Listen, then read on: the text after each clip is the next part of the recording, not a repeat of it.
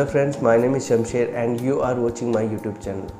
आज हम किसी भी प्रोजेक्ट का रिव्यू नहीं करेंगे। आज हम बात करेंगे M3M बुटीक फ्लोर्स और smart world city of dreams. इन दोनों प्रोजेक्ट में आपने कौन सा पेमेंट प्लान लेना चाहिए। M3M बुटीक फ्लोर्स और सिग्नेचर ग्लोबल सिटी 37D का ऑलरेडी मैं रिव्यू एंड कंपैरिजन कर चुका हूँ, जिसका लिंक मैं डिस्क्रिप्शन बॉक्स में डाल दूँगा। आप वहाँ से वीडियो देख सकते हैं। अगर आप मेरे चैनल पे फर्स्ट टाइम आए हैं, ये वीडियो फर्स्ट टाइम देख रहे हैं, तो आप चैनल को लाइक, शेयर एंड सब्सक्राइब ज़रूर करें, ताकि इसी तरह मैं आपको नई नई अपडेट्स देता रहूं। तो सबसे पहले हम बात करते हैं कि अलग अलग नाम होने की वजह से आपने कंफ्यूज नहीं होना है, चाहे वो M3M बुटीक फ्लोर्स हो या smart world city of dreams हो, बात एक ही है। दोनों के पेमेंट प्लान भी सिमिलर है, दोनों के लेआउट सिमिलर है, दोनों की लोकेशन सेम है, दोनों का बिल्डर भी सेम है, एमिनिटीज़ भी सिमिलर है। और जो चीज़ डिफरेंट है वो ये है कि इनकी सेल्स टीम अलग अलग है। अगर आपने M3M बुटीक फ्लोर्स में बुकिंग करानी है तो आपने M3M के पास जाना पड़ेगा, और अगर आपने स्मार्ट वर्ल्ड में बुकिंग करानी है तो आपको स्मार्ट वर्ल्ड में जाना पड़ेगा। बस यही डिफरेंस है। मुझसे कई क्लाइंटों ने ये पूछा कि इस प्रोजेक्ट का रेरा कब तक आएगा। शायद आप भी ये जानना चाहते हैं कि इस प्रोजेक्ट का रेरा कब तक आएगा। तो मैं ये बताना चाहूँगा, बिल्डर ने ऑलरेडी रेरा अप्लाई कर दिया है, रेरा प्रोसेसिंग में है। जहाँ तक है 1 महीने के अंदर अंदर इस प्रोजेक्ट का रेरा आ जाएगा। तो जिन लोगों ने इसमें बुकिंग करा दी वो निराश ना हो। उन लोगों के लिए अच्छी बात यह है कि उनको आज अच्छा रेट मिल चुका है, क्योंकि आज के टाइम में वो 2 से 3 लाख रुपए के एप्रिसिएशन में बैठे हुए हैं। दूसरा, उनको इन्वेंट्री चूज़ करने का ऑप्शन पहले मिलेगा। और अगर अभी तक की जिन लोगों ने विचार बना रहे इसमें यूनिट लेने का, अब तक बुकिंग नहीं कराई है, तो वो भी इसमें जल्द से जल्द बुकिंग करा लें, ताकि आपको अच्छी इन्वेंट्री मिल सके। तो बात करते हैं कि इसमें पेमेंट प्लान की। तो बिल्डर यहाँ पर आपको 2 पेमेंट प्लान देता है। एक सबवेंशन पेमेंट प्लान है और एक 40/60 का पेमेंट प्लान है, जो कि इन्वेस्टर पेमेंट प्लान बोला जा रहा है। अब सबवेंशन पेमेंट प्लान किसको लेना चाहिए, 40/60 का पेमेंट प्लान किन को लेना चाहिए, उसके बारे में बात करते हैं। तो सबवेंशन में क्या है कि आपके पॉकेट से सिर्फ 10%, 15% की पेमेंट जाएगी, 10 से 15% की पेमेंट जाएगी। बाकी का आपके बिहाफ पे बिल्डर लोन ले लेगा। पर प्लस पॉइंट क्या है कि आपकी EMI स्टार्ट नहीं होगी।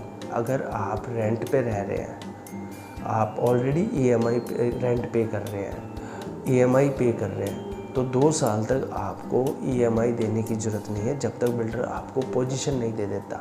तो यानी एक तरह से अगर हम बात करें कि 2.5 BHK इसका जो 64 लाख रुपए में आ जाता है, वहाँ पर आपकी 10% पेमेंट जो जाती है वो 6,40,000 पे जाती है।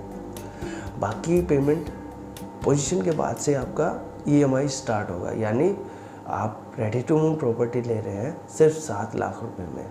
आज जो 64 लाख रुपए में बिल्डर आपको प्रॉपर्टी दे रहा है, उसकी जो वैल्यू है वो कम से कम 75 लाख रुपए के आसपास है।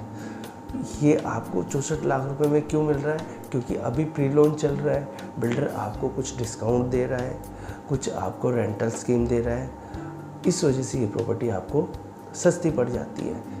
अप्रॉक्सीमेटली 8 से 9 लाख रुपए का डिफरेंस आ जाता है। दूसरा, ये प्रोजेक्ट आपका दीनदयाल जन आवास योजना पॉलिसी में, तो बिल्डर पूरा प्रोजेक्ट यहाँ पर सेल नहीं कर रहा है। बिल्डर आप ही हाफ प्रोजेक्ट सेल कर रहा है, आधा प्रोजेक्ट सेल करेगा। जब इस पूरे प्रोजेक्ट को डिलीवर कर देगा तब वो सेल करेगा।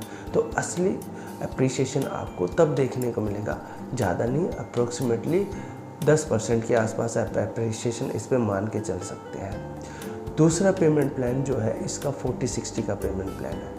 40/60 में क्या है कि बिल्डर आपसे 40% की पेमेंट ले लेता है, आपको डिस्काउंट दे रहा है, इनॉग्रल डिस्काउंट, आपको रेंटल दे रहा है। उसके अलावा बिल्डर आपको 40% के ऊपर 9% की रिटर्न दे रहा है। तो 9% की रिटर्न जो कैलकुलेट करते हैं 2.5 BHK पे अप्रोक्सीमेटली 3 से 4 लाख रुपए हो जाती है, और 3.5 BHK पे अप्रोक्सीमेटली 7 से 7.5 लाख रुपए हो जाती है। पर मैं आपको सजेस्ट नहीं करूँगा कि आप 40/60 के पेमेंट प्लान में जाएं। आप सिर्फ 10% पेमेंट पे करें, आप सिर्फ 15% पेमेंट पे करें, और बाकी की पेमेंट आप पोजीशन के बाद से अगर आपके पास अमाउंट आ जाता है तो आप इकट्ठी पेमेंट कर दें या अपना लोन कंटिन्यू रखें कि आपने रेंट पे रह रहे तो रेंट की जगह आप ईएमआई पे कर लें।